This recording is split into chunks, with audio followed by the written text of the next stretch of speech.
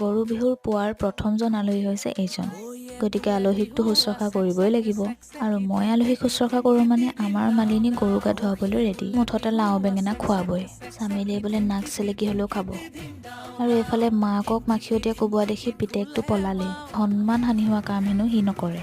আৰু এয়া হৈছে এক পৰম্পৰা। ঘৰৰ মূল দুৱাৰমুখত বোলে চাকমাৰিডাল এনেদৰে থ'ব লাগে।